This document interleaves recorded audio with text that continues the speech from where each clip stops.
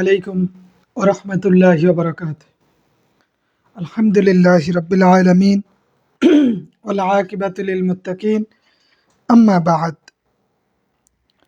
প্রশংসা আল্লাহ রাব্বুল আলামিনের,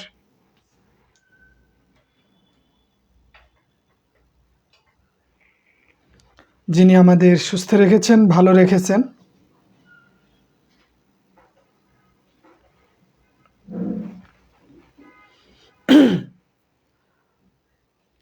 হাঁটি হাঁটি পা পা করেও শুরু করতে করতেও একদম শেষ পর্যায়ে আমরা চলে আসছি। লম্বা একটা সময় একসাথে পাড়ি দিতেছি। সুমাইয়া বিনতে হাবিব ম্যাম, ওয়ালাইকুম আসসালাম। আলহামদুলিল্লাহ। আপনাদের কি অবস্থা? দিনকাল কেমন কাটতেছে? পড়াশোনা কেমন চলছে? ইমরান মিয়া ভাই, মুফতি নূর কাসিম ভাই, ওয়ালাইকুম আসসালাম ওয়া রাহমাতুল্লাহি ওয়া বারাকাতুহু। আলহামদুলিল্লাহ। তো আজকে আমরা মানবদেহ রোগ ব্যাধি বিজ্ঞানের মূল কয়েকটা বিষয় নিয়েই কথা বলবো।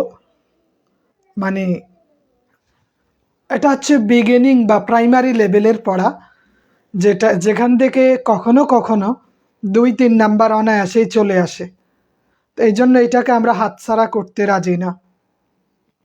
শুধু এইটা নয়, দেশে যত চাকরির পরীক্ষা আছে, আপনি যে কোনো চাকরির পরীক্ষায় এই বেসিক বিষয়গুলা থেকে অনেক প্রশ্ন পাবেন। গত 2 মাসে যতগুলা ক্লাস হয়েছে, এগুলা ফেলে দেওয়ার মতো কিছু নাই। প্রত্যেকটা ক্লাসের তথ্য আপনার কোনো না কোনো জায়গায় দেখবেন কাজে লাগবে। যতদিন আশা আছে, জব প্রিপারেশন নেবেন, চাকরির প্রস্তুতি নেবেন বা অন্যকে পড়াবেন, প্রত্যেকটা ক্ষেত্রের জন্য এগুলা খুবই গুরুত্বপূর্ণ। ওয়ালাইকুম আসসালাম অপর্ণতা ম্যাম। তো আমরা একটু দেখি মানবদেহের রোগ, বিশেষ করে আমরা রক্ত সঞ্চালনটা দেখি আজকে। প্রথমে আমরা রক্ত নিয়ে কথা বলি।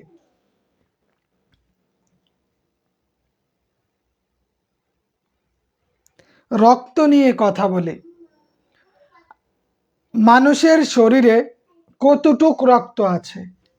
বলা হয়ে থাকে মানুষের শরীরে গড়ে 5 থেকে 6 লিটার রক্ত আছে। মানুষের শরীরে গড়ে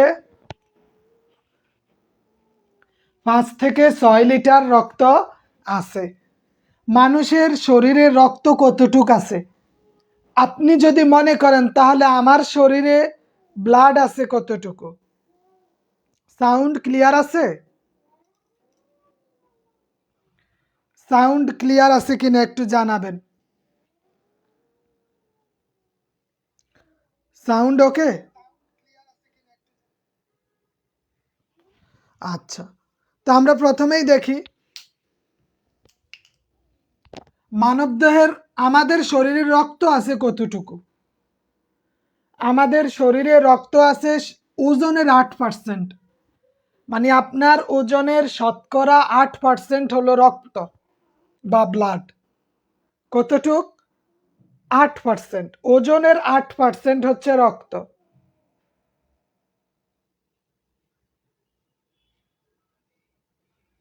ইনশাল্লাহ সুদ কষার একটা ক্লাস নিব সময় করে, অবশ্যই। হ্যাঁ, সুদ কষার একটা ক্লাস বাকি ছিল, মানে ওই অর্ধেক করানো হয়েছে, বাকি অর্ধেক করানো হয় নাই। ওইটা একটা ক্লাস সময় করে দিয়ে দিবে ইনশাল্লাহ। রক্তে পিএইচ মাত্রা কত? 7.35 থেকে 7.45 পর্যন্ত রক্তে পিএইচ এই মাত্রাটা নির্ধারণ করে। মোহাম্মদ আরাফাত ভাই, ওয়ালাইকুম আসসালাম। আলহামদুলিল্লাহ। আব্দুল বাশির ভাই। এবং মানুষের শরীরের তাপমাত্রা কতটুক? রক্তের তাপমাত্রাটা কতটুক দেখি। 36 থেকে 38 ডিগ্রি সেলসিয়াস। মানব দেহে রক্তের তাপমাত্রা হইল 36 থেকে 38 ডিগ্রি সেলসিয়াস।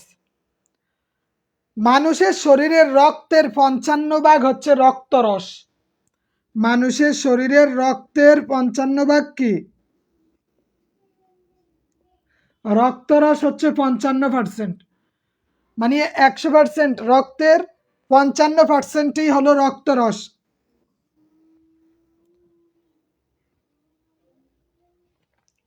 আর রক্তকণিকা আছে 45%। রক্তরস 55, রক্তকণিকা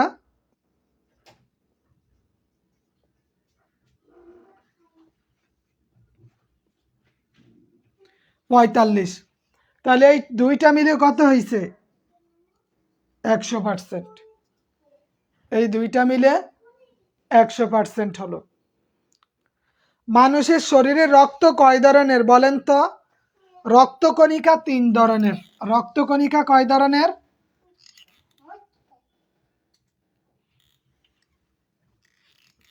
রক্তকণিকা আছে 3 ধরনের। একটা হইছে লোহিত রক্তকণিকা,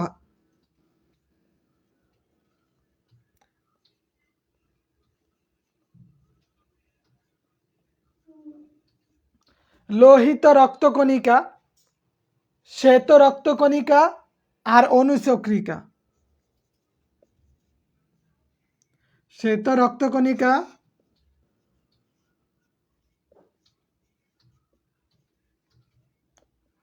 অনুচক্রিকা।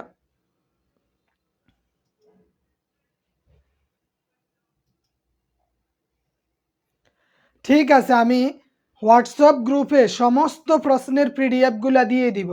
যতগুলা পরীক্ষা হয়েছে সবগুলা প্রশ্নের পিডিএফ দিয়ে দিব। তাহলে লোহিত রক্তকণিকা, শ্বেত রক্তকণিকা এবং অনুচক্রিকা। এই লোহিত রক্তকণিকার বয়স, এটা বাঁচে প্রায় 4 মাস, 120 দিন। লোহিত রক্তকণিকার বয়স থাকে কয়দিন? সাধারণত 120 দিন পরে এটা পরিবর্তন হয়ে যায়।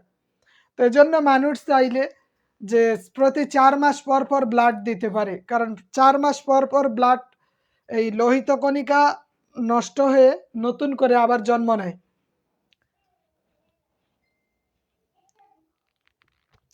তারপরে আছে শ্বেতকণিকা। লোহিত কণিকার পরে কি আছে? শ্বেতকণিকা। এই শ্বেতকণিকা বেশি দিন বাঁচে না, 1 থেকে 15 দিন বাঁচে। শ্বেতকণিকা কতদিন বাঁচে? হ্যাঁ, লোহিত, শ্বেত, অনুচক্রিকা। লোহিত কণিকা বয়স কতদিন? 120 দিন। শ্বেতকণিকা 1 থেকে 15 দিন। এই লোহিত কণিকা এবং শ্বেতকণিকার অনুপাত কি? অনুপাত হচ্ছে 700:1। মানে একটা শ্বেতকণিকার বিপরীতে 700 লোহিত রক্তকণিকা আছে। একটা শ্বেতকণিকার বিপরীতে 700 লোহিত রক্তকণিকা আছে।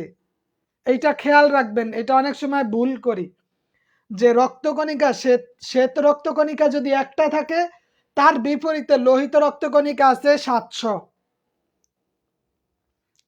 আরেকটা জিনিস মনে রাখবেন, বিলিরুবিন তৈরি হয় যকৃতে।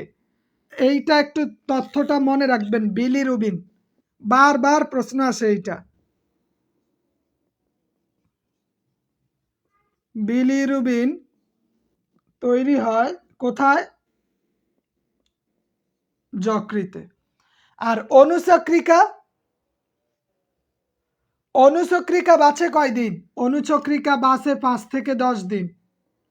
অনুচক্রিকা বাঁচে কয়দিন? 5 থেকে 10 দিন। প্রত্যেকটা তথ্যই মনে রাখার মতো, প্রত্যেকটা তথ্যই ইম্পর্টেন্ট, প্রতিটা লাইনেই গুরুত্বপূর্ণ। তাহলে দেখলাম লোহিত কণিকা 120 দিন বাঁচে, এই শ্বেতকণিকা 15 দিনের বেশি বাঁচে না, অনুচক্রিকা 10 দিনের বেশি বাঁচে না, আর বিলিরুবিন তৈরি হয় যকৃতে।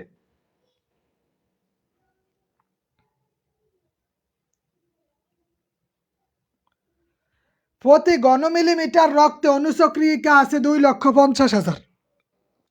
কত হাজার? 2,50,000। আমাদের এই যে ব্লাড গ্রুপ কয়টা বলতে পারবেন? ব্লাড গ্রুপ কয়টা? 4টা। ব্লাড গ্রুপ এ বি, ও, এই 4টা ব্লাড গ্রুপ। এ পজিটিভ নেগেটিভ হয়, বি পজিটিভ নেগেটিভ হয়, ও পজিটিভ নেগেটিভ হয়, এ বি পজিটিভ নেগেটিভ হয়। বাট ব্লাড গ্রুপ 4 প্রকার। কয় প্রকার? 4 প্রকার। ব্লাড গ্রুপ কয় প্রকার? এই ওটা হইছে সর্বজনীন দাতা। ওটা কি? সর্বজনীন দাতা, মানে যেই, মানে এ সবাইরে দিতে পারে। ও, ও গ্রুপ, যার রক্তের গ্রুপ ও, হ্যাঁ, উনি সবাইকে ব্লাড বা রক্ত দিতে পারে। আর সবার রক্ত নিতে পারে এ বি। এই জন্য এইটাকে বলে সর্বজনীন গ্রহিতা।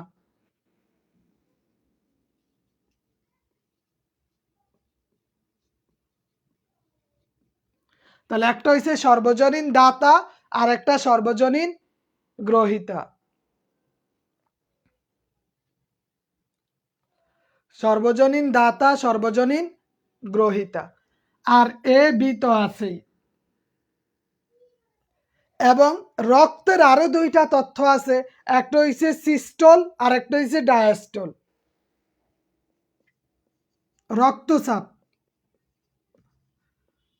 সিস্টোল। সিস্টোল কি? সংকোচন। যদি সংকোচন হয় এইটা হচ্ছে সিস্টোল। রক্তচাপ সংকোচন হলে সিস্টোল, আর প্রসারণ হলে ডায়াস্টোল। প্রসারণ হলে কি?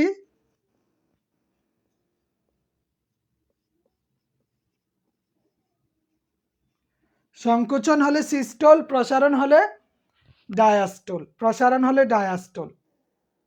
তাহলে আমরা দেখলাম যে রক্তচাপ 2 ধরনের, সিস্টোল এবং ডায়াস্টোল।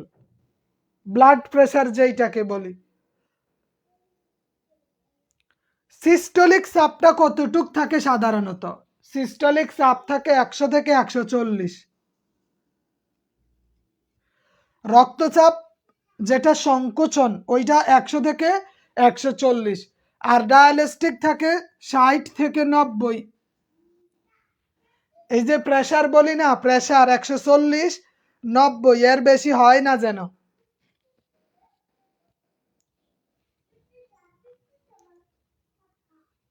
তাহলে আমরা রক্ত সম্পর্কে অনেকগুলা তথ্য দেখলাম। ক্লিয়ার হইল? রক্ত থেকে, ব্লাড থেকে যেই তথ্যগুলা দেখলাম, সামনে অগ্রসর হই। কি বলেন?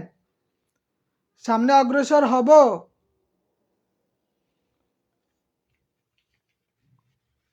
আচ্ছা, আজকে আমাদের উপস্থিতি কম কেন? তারপরে রক্তচাপের পরে আমরা একটু খাদ্য সম্পর্কে তথ্যগুলা দেখি। খাদ্য সম্পর্কে যেই তথ্যগুলা আছে,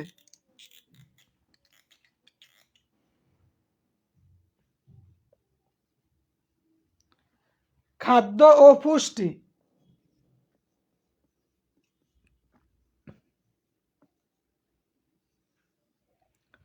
খাদ্য আর পুষ্টি সম্পর্কে আমরা দেখি। একটা মানুষের গড়ে প্রতিদিন 250 থেকে, মানে 2500 থেকে 3000 ক্যালোরি খাবার প্রয়োজন। 2500 বা 2500 থেকে 3000। কত? একটা মানুষের দৈনিক এই 2500 থেকে 3000 কিলো ক্যালোরি খাওয়া প্রয়োজন। খাবার, কিলো ক্যালোরি।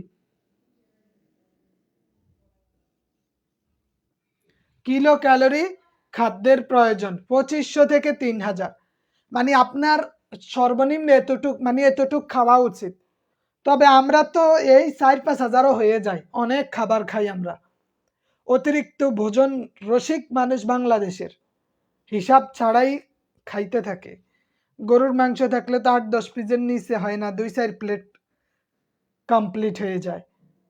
অথচ ওইটা ওইটা খাওয়া দরকার কম, আমরা খাই বেশি। স্বাদ লাগলে প্লেট খালি, স্বাদ বেশি হইলে অনেক কিছুই খালি হয়ে যায়। তো এগুলা যাবে না। ভাবি, ওয়ালাইকুম আসসালাম, আলহামদুলিল্লাহ। আপনার কি অবস্থা? তাহলে মানুষের এতটুক খাবার দৈনিক প্রয়োজন। খাদ্যের উপাদান কি কি? আমরা জানি খাদ্যের উপাদান হইছে আমিষ,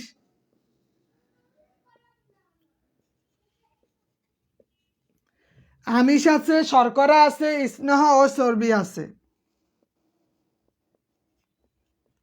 এগুলা কি? খাদ্যের উপাদান। খাদ্যের উপাদান। এই আমিষটা খাইলে আমাদের কি হয়? শর্করাটার আমাদের কি উপকার করে? স্নেহ ও চর্বিটা আমাদের কি উপকার করে? এই আমিষ দেহের বৃদ্ধি ঘটায়।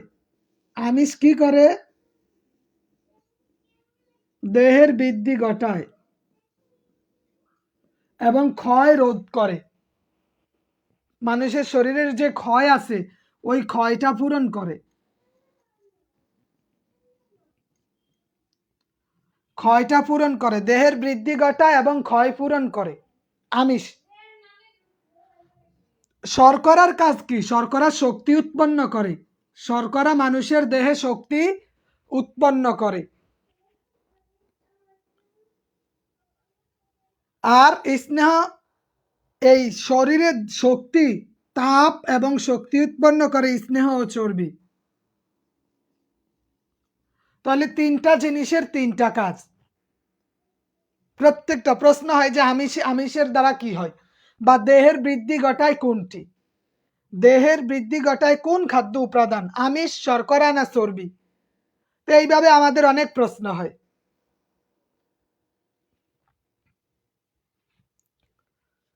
সুষম খাদ্যের মধ্যে আমিষ, শর্করা ও স্নেহ জাতীয় চর্বির অনুপাত কত? হ্যাঁ, এই অনুপাত হইল স্বাভাবিকভাবে 4:1:1। আমরা বলি না 4:1:1। তাহলে এটা হচ্ছে সুষম খাদ্যের উপাদানের অনুপাত। সুষম খাদ্যের উপাদানের অনুপাত হলো 4:1:1। কি বললাম? সরাসরি প্রশ্ন আসে সুষম খাদ্যের উপাদান কোনটি? 4:1:1, 4:2:1, 4:2:1, 1:1:2, 1:1:4। নানানভাবে কোশ্চেন আসে এখান থেকে।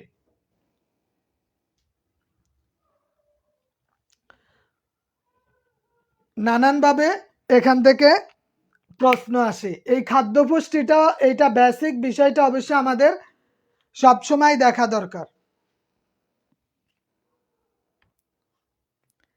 এখন আমিষের উৎস কি কি বলতে পারবেন? আমিষের উৎস কি? আমিষের উৎস হইছে মাছ, মাংস। এগুলা আমরা বলি না আমিষ কি কি আছে? মাছ, মাংস, ডিম। এগুলো হইছে আমিষের উৎস। কলিজা, শুটকি মাছ, কলিজা, এগুলো আমিষের অংশ। তাহলে আমিষ মাছ, মাংস, ডিম। মাছ, মাংস, ডিম এগুলো হইছে আমিষের অংশ। আবার কোনগুলা শর্করা?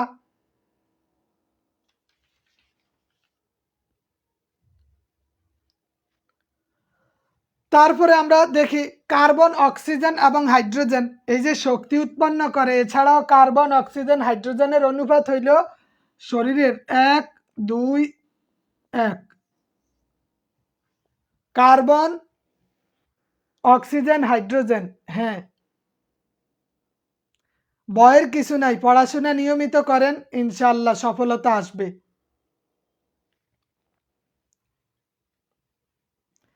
তারপরে আমরা দেখি খনিজ লবণের অভাবে কি হইতে পারে। এইটার পরে আমরা দেখি খনিজ লবণের অভাবে কি কি হইতে পারে। খনিজ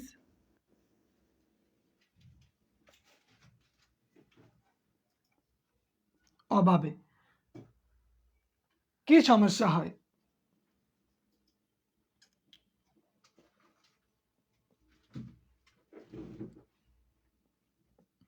যেমন আয়োডিনের অভাবে হয় গলগণ্ড।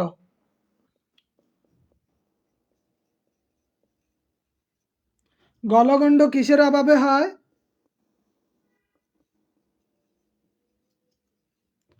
আয়োডিনের অভাবে কোন রোগ হয়? গলগণ্ড রোগ হয়। আয়রনের অভাবে রক্ত শূন্যতা। আয়রন, আমরা দেখি যে রক্ত শূন্যতা যখন হয় তখন ডাক্তার আয়রন বড়ি দেয়, তাই না?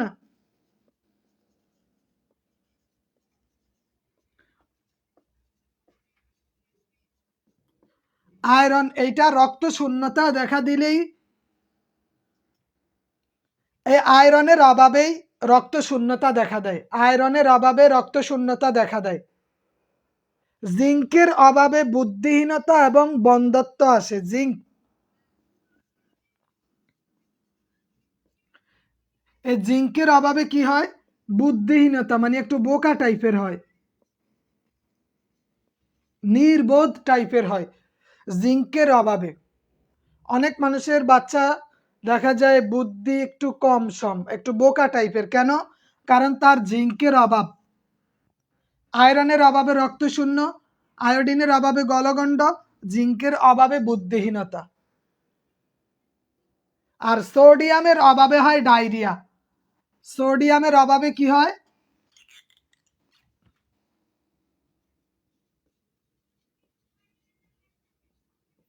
সোডিয়ামের অভাবে হয় ডায়রিয়া।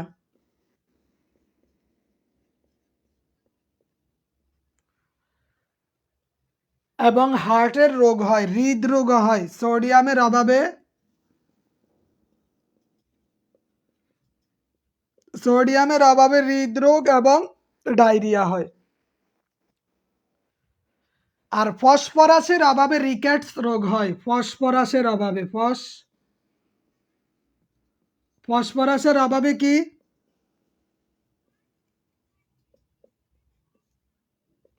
রিকেটস রোগ হয় ফসফরাসের অভাবে। তাহলে আমরা অনেকগুলাই দেখলাম, এগুলা সব থেকে বেশি গুরুত্বপূর্ণ, কারণ এগুলা সরাসরি প্রশ্নে চলে আসে যে ফসফরাসের অভাবে কি রোগ হয়, ফসফরাসের অভাবে কি রোগ হয়, সোডিয়ামের অভাবে কি রোগ হয়, আয়রনের অভাবে কি রোগ হয়। এই প্রশ্নগুলা প্রায় সময় পরীক্ষায় চলে আসে। তারপরে আমরা একটু ভিটামিনের কাছে যাই। ভিটামিন,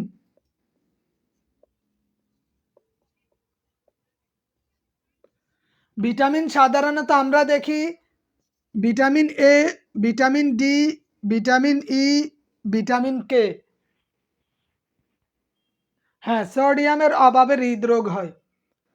তো ভিটামিন এর অভাবে শিশুরা চোখ হারায়, অন্ধত্ব বরণ করে।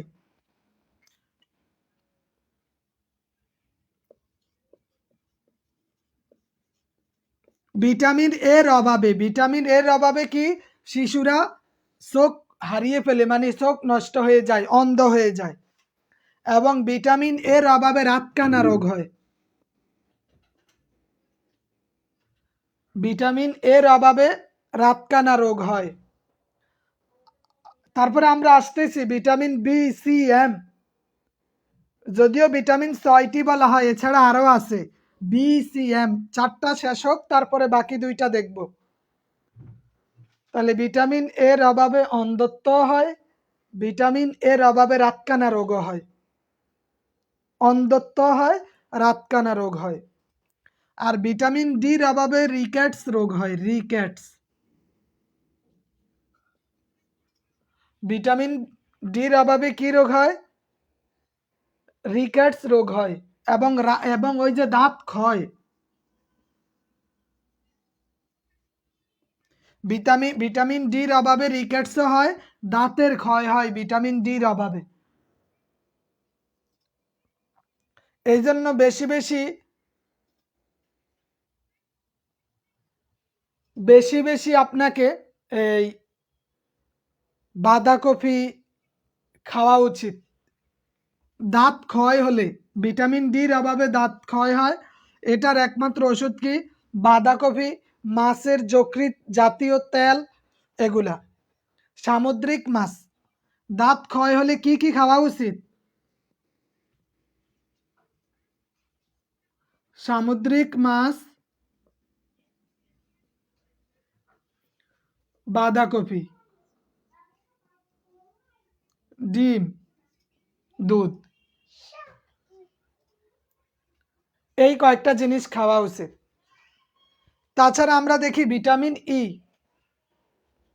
এই ভিটামিন ইর অভাবে প্রজনন ক্ষমতা হ্রাস হয়, প্রজনন ক্ষমতা,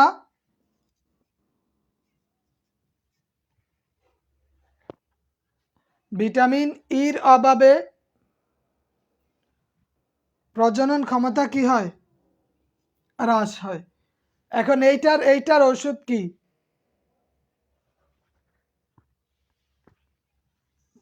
পালং শাক,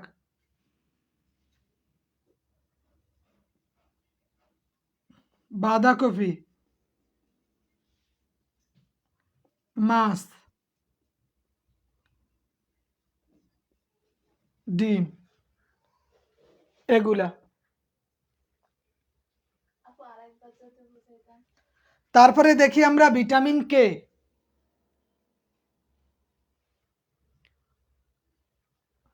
ভিটামিন ভিটামিন কে, হ্যাঁ। আর ভিটামিন কে এর অভাবে শিশুদের রক্তক্ষরণ হয়, রক্তক্ষরণ।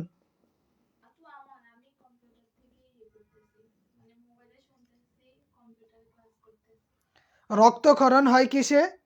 ভিটামিন কে এর অভাবে রক্তক্ষরণ দেখা দেয়। তো এই জন্য শাক সবজি মাছ এগুলা খাওয়া উচিত। আর এই 4টা ভিটামিন কিসের দ্রবণীয় জানেন? চর্বিতে দ্রবণীয়, চর্বিতে। তাহলে চর্বিতে দ্রবণীয় ভিটামিন হচ্ছে 4টা। চর্বিতে দ্রবণীয় ভিটামিন কয়টি? 4টি। বলেন চর্বিতে দ্রবণীয় ভিটামিন কয়টি? 4টি। Vitamin A, vitamin D, vitamin E, vitamin K. A D E K, 4টা ভিটামিন। এটা চর্বিতে দ্রবণীয়। আর পানিতে দ্রবণীয় ভিটামিন কোনগুলা?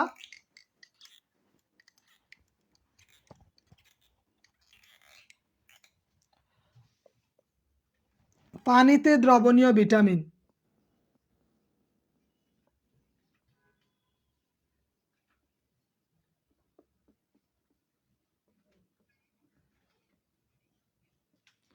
পানিতে দ্রবণীয় ভিটামিন, হ্যাঁ, এ ডি ই কে হচ্ছে কি?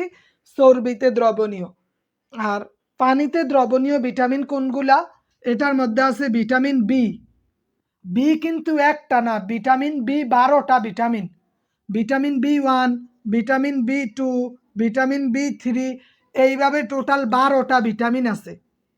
ভিটামিন বি 12, 1 থেকে 12 পর্যন্ত, এগুলা পানিতে দ্রবণীয়। ভিটামিন বি 1 এর অভাবে বেরি রোগ হয়। ভিটামিন বি 1 এর অভাবে কি রোগ হয়? বেরি রোগ হয়। শ্বাসকষ্ট হয়, মানে হাঁপানি, অ্যাজমা। হার্ট ব্লক হয়ে যায়।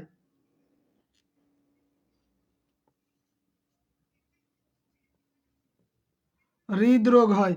ভিটামিন বি 1 এর অভাবে কি হয়? বেরি রোগ হয়, এজমা, হৃদরোগ হয়।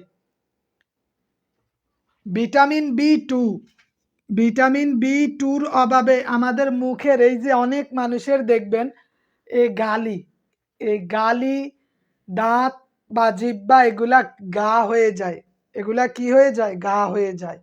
এটা কিসের অভাবে? ভিটামিন বি 2 অভাবে। এটা খুব বিশ্রী দেখায় কিছু কিছু মানুষ, যে এগুলা গা হয়ে যায়, দাঁত গা হয়ে যায়, কিছু খাইতে পারে না। এটা কিসের অভাবে? Vitamin B 2।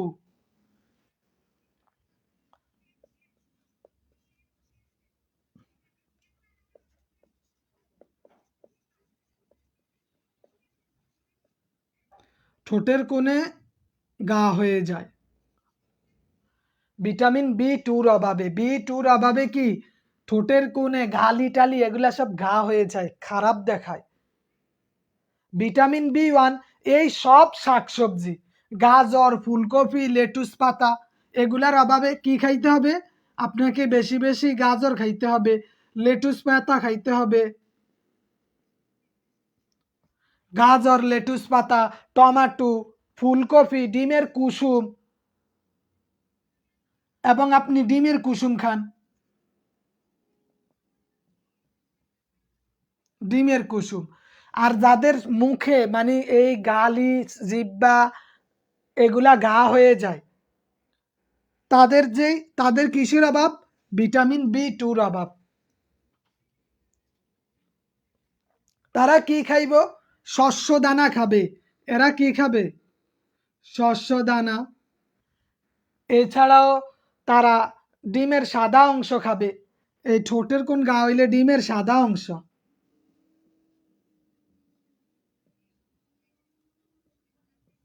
ডিমের সাদা অংশ খাবে, সবুজ শাকসবজি খাইব, শস্য বীজ খাইব, ওই যে সিমের বিচি, তারপরে আপনার মটর ভাজা, ডাল, এই ডালটাও গুরুত্বপূর্ণ। তো এগুলা কিসের জন্য? ভিটামিন বি 2 অভাব পূরণ করে। ডিমের সাদা অংশ খাওয়া উচিত।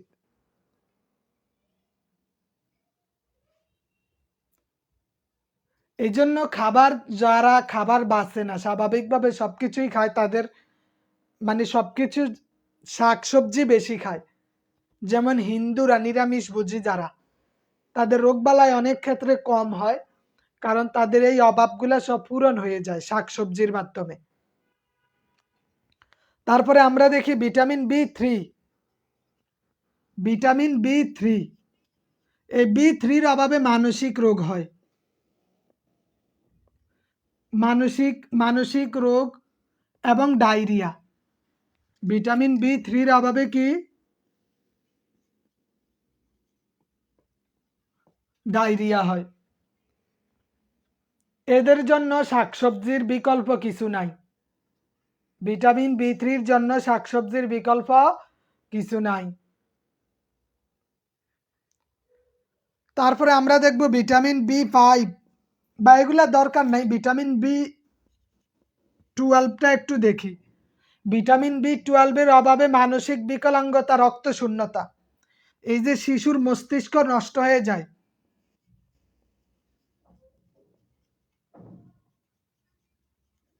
মানসিক সমস্যা প্লাস রক্ত শূন্যতা,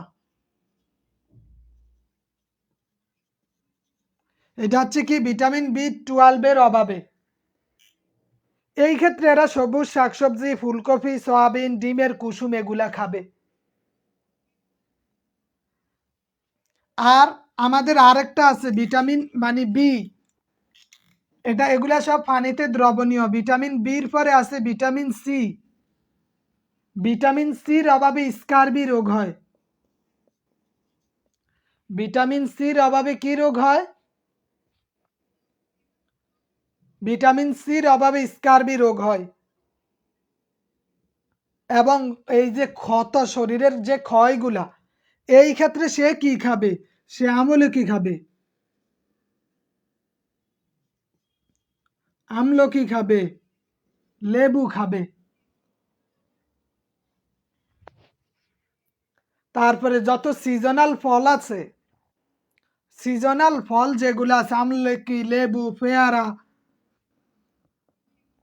তারপরে আপনার বড়ই, আনারস, কাঁচামরিচ,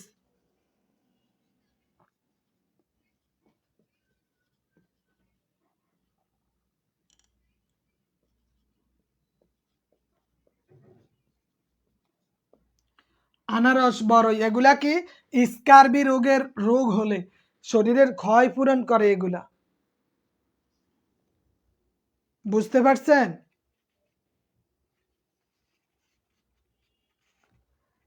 আচ্ছা, তাহলে মানবদেহের বিশেষ করে আমাদের ভিটামিন, ব্লাড, এই খাদ্য পুষ্টি কয়েকটা জিনিসেই দেখা হলো। স্বাভাবিকভাবে একটা মানুষের দেহের যে বিষয়গুলা, এই ভিটামিনের টোটাল চার্ট প্রতিটা বাসায় থাকা উচিত, তাই না? এবং ছোট থেকেই এগুলা খুব বেশি মানে ঠোঁটস্থ থাকা দরকার।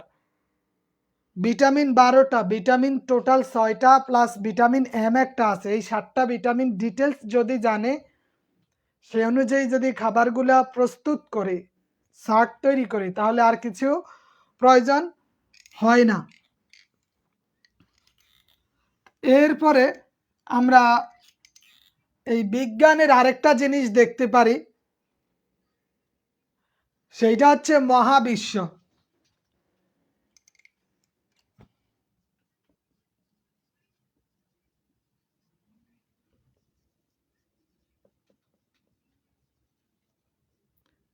মহাবিশ্ব। মহাবিশ্বের মধ্যে আমরা দেখি যে আকাশের উজ্জ্বলতম নক্ষত্র, গ্রহ, এই বিষয়গুলাই, তাই না? তা আমরা একটু দেখব যে গ্রহ উপগ্রহগুলো। গ্রহ উপগ্রহ, 1 নম্বরে আমরা একটু সূর্যটা দেখি। সূর্যের তাপ নেই, বাট সূর্যের কি আছে এই বিষয়গুলো আমাদের দেখা হয় না। আজকের উপস্থিতি খুবই হতাশাজনক। সূর্য একটা উত্তপ্ত গ্রহ, তাই না? সূর্যের মধ্যে 76% আছে হাইড্রোজেন।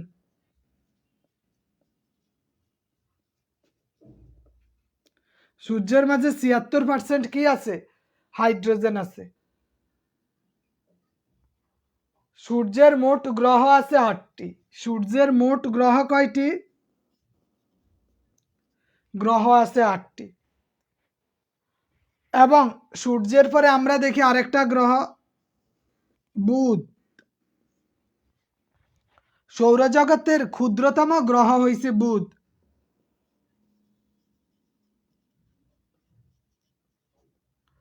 সৌরজগতের ক্ষুদ্রতম গ্রহ কি? বুধ। সৌরজগতের ক্ষুদ্রতম গ্রহ বুধ। আর এইটার কোনো উপগ্রহ নাই। কোশ্চেন থাকতে পারে কোন গ্রহের কোনো উপগ্রহ নাই? কি বলবেন? কোন গ্রহের উপগ্রহ নাই বলতে পারবেন? বুধ গ্রহের কোনো কি নাই? উপগ্রহ নাই। এরপরে আমরা দেখি শুক্র।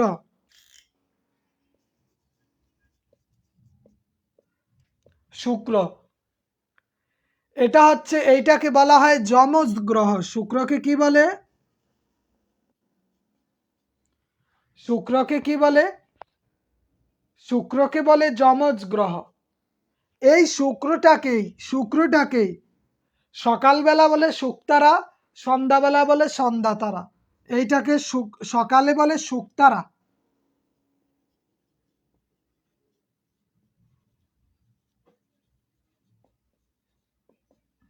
এটাকে সকালে কি বলে? শুকতারা। আর সন্ধ্যায় কি বলে? সন্ধ্যায় বলে সন্ধ্যা তারা। সন্ধ্যায় বলে সন্ধ্যা তারা। তাহলে বুধের পরে শুক্র গেল। তারপরে আমরা দেখি পৃথিবী। শুক্রেরও কোনো উপগ্রহ নেই। শুক্রের পরে আমরা দেখি আমাদের গ্রহটা, পৃথিবী। পৃথিবীর গ্রহ একটাই, সেটা হচ্ছে চাঁদ। চাঁদ হইছে পৃথিবীর গ্রহ।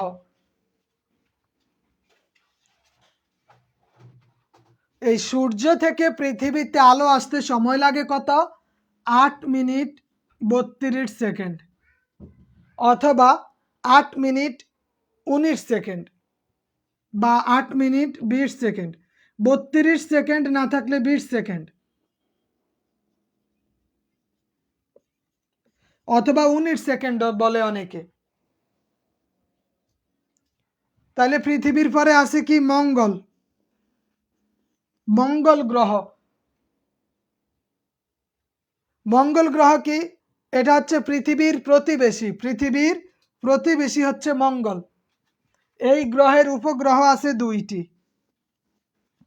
এই গ্রহের উপগ্রহ 2টি আছে। তারপরে আমরা দেখব বৃহস্পতি।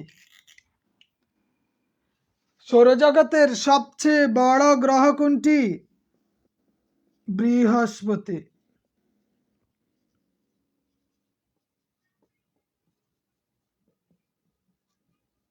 সবচেয়ে বড় গ্রহ। হ্যাঁ, সবচেয়ে বড় গ্রহ কোনটি? বৃহস্পতি। এই জন্য বৃহস্পতিটাকে বলা হয় গ্রহরাজ। কোশ্চেন হয় যে গ্রহরাজ কোনটি, বা সবচেয়ে বড় গ্রহ কোনটি? বৃহস্পতি। এইটার উপগ্রহ আছে 67টি। কয়টি? 67টি উপগ্রহ আছে বৃহস্পতির। তারপরে আমরা দেখব শনি। শনি হচ্ছে দ্বিতীয় বৃহত্তম উপগ্রহ, দ্বিতীয় বৃহত্তম গ্রহ। এইটার উপগ্রহ আছে 82টি। শনির উপগ্রহ কয়টি? বলেন, শনির উপগ্রহ কয়টি? শনির উপগ্রহ 82টি। এটা দ্বিতীয় বৃহত্তম। তাছাড়া ইউরেনাস, নেপচুন এবং প্লুটো, ইউরেনাস, নেপচুন এবং প্লুটো আছে। অনেকগুলাই তো আছে, তাই না? তো এই কয়টা খুব ইম্পর্টেন্ট। তো এবার আমরা একটু রোগ ব্যাধি নিয়ে দেখি। এই বেসিক কয়েকটা বিষয় জানেন, এখান থেকে মনে করেন প্রায় সময় প্রশ্ন আসে, এর গভীরতা থেকে প্রশ্ন হয় না। এবার আমরা একটু রোগ দেখি। ডায়াবেটিস হয় ইনসুলিনের অভাবে। অভাব রোগ। তাহলে ইনসুলিনের অভাবে কি হয়? ইনসুলিনের অভাবে ডায়াবেটিস হয়। এজন্য দেখবেন অনেকে যাদের ডায়াবেটিস আছে তারা ইনসুলিন নেয়। ইনসুলিন নেয়, ডায়াবেটিস হয় ইনসুলিনের অভাবে। আয়োডিনের অভাবে কি হয়? একটু আগে বলছিলাম, বলেন তো আয়োডিনের অভাবে কি হয়?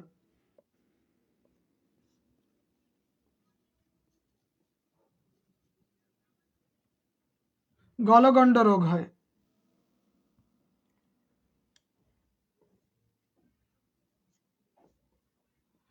গলগণ্ড রোগ হয়। আর ফ্লুরাইডের অভাবে দাঁতের ক্ষয় রোগ হয়। ভিটামিন এর অভাবে, ভিটামিন এর অভাবে কি হয়? এগুলো আমরা একটু আগে দেখছি। হ্যাঁ, ভিটামিন এর অভাবে কি হয় বলেন?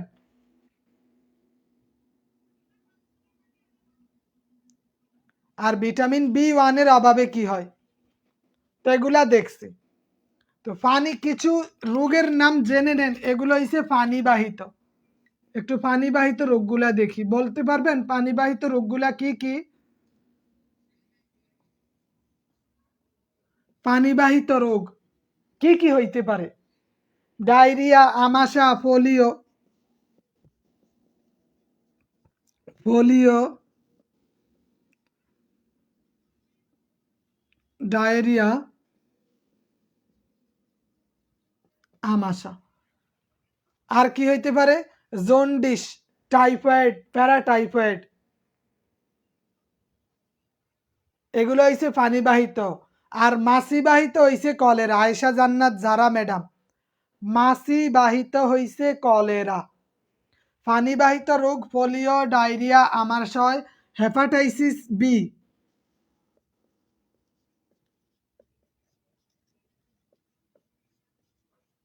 Hepatitis B, sorry, hepatitis A E, hepatitis A E, এগুলা। আর আছে কি? টাইফয়েড। আর মাছিবাহিত রোগ কোনগুলা?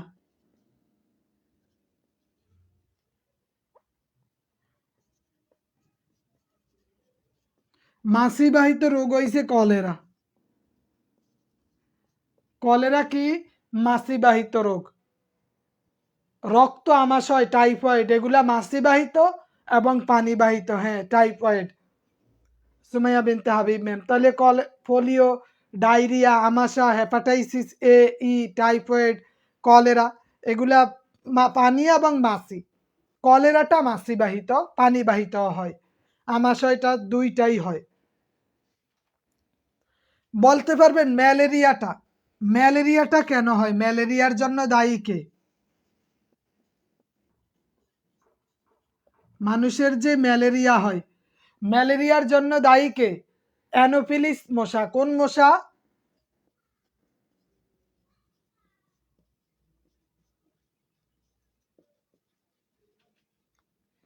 ম্যালেরিয়ার জন্য দায়ী অ্যানোফিলিস মশা। ম্যালেরিয়ার জন্য দায়ী কে? অ্যানোফিলিস মশা। কোন মশা? অ্যানোফিলিস মশা।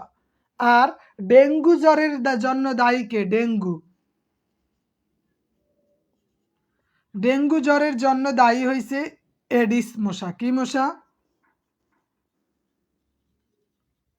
দুই ধরনের মশা দুইটা কাজ করে। দুই ধরনের মশা দুইটা কাজ করে। অ্যানোফিলিস মশা হচ্ছে ম্যালেরিয়া, আর এডিস মশা হইছে ডেঙ্গু। এডিস মশা কি? ডেঙ্গু। এই দুইটা মশা দুই ধরনের কাজ করে।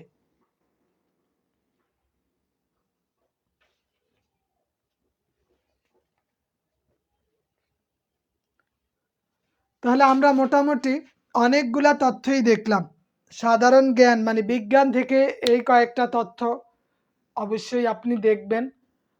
অগ্রদূত বই থেকেও আপনি দেখলে মোটামুটি অনেকটা ক্লিয়ার হয়ে যাবে। তাহলে স্বাভাবিক প্রক্রিয়ায় আজকে আমাদের ক্লাস শেষ হলো, বাট আমাদের একটা ক্লাসের অর্ধেক বাকি আছে, সুদ কষা। ওই ক্লাসটা দেখি কবে দেওয়া যায়, আমি অবশ্যই জানাই দিব। তো এখন আপনাদের কাজ হলো বাসায় একটু স্টাডি করা, নিয়মিত ধারাবাহিকভাবে পরীক্ষাগুলা দেওয়া। এখন থেকে তো বিষয়ভিত্তিক পরিপূর্ণ বিষয়ের উপর পরীক্ষা নিতেছি। যারা এখনো পরীক্ষা কন্টিনিউ করেন নাই, পরীক্ষাগুলা কন্টিনিউ করবেন। কথা বুঝতে পারতেছেন? কারণ আমাদের পরীক্ষারও কিন্তু বেশি সময় নাই, আর আছে 25 দিন গড়ে। 25 দিনও নাই, 23-24 দিন আছে। এজন্য রিভিশন দেওয়া, পরীক্ষাগুলা দেওয়া, পরীক্ষা দিলেই বুঝতে পারবেন। আর আগামীকালকে 100 নম্বরের মডেল টেস্ট নিব। আগামীকালকে শুক্রবার তো 100 নম্বরের পুরা বই থেকে মডেল টেস্ট নিব।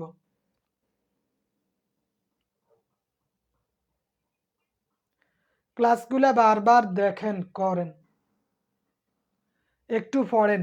পরীক্ষাগুলা বাদ যাবে না, পরীক্ষাগুলা দিতে থাকবেন। পড়েন শামীম হোসাইন ভাই, মনে থাকবে।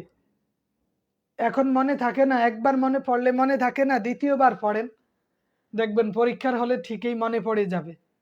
এইটা পরীক্ষিত। এখন মনে থাকে না, বাট তখন মনে পড়বে। আরেকটা হলো ইনশাআল্লাহ থাকবে। একটু আল্লাহর কাছে দোয়া করেন, দেখবেন অনেক মনে থাকবে ইনশাআল্লাহ। আরেকটা হলো ইংলিশ গ্রামার কোর্স, 13ই মার্চ থেকে রমজান উপলক্ষে শুরু হইতেছে। জি, 100 নম্বরের পরীক্ষা হবে আগামীকালকে। এই আগামীকাল বলতে শুক্রবারে। যদি এমন কেউ থাকে যে ইন্টারে পড়ে বা ফাজিল ডিগ্রি করতেছে, অথবা ডিগ্রিও করে বা ফাজিল করে বা অনার্স করে, 100 নম্বরের ইংরেজি যাদের আছে, ইংলিশ গ্রামারের উপর একটা বেসিক কোর্স চালু করতেছে।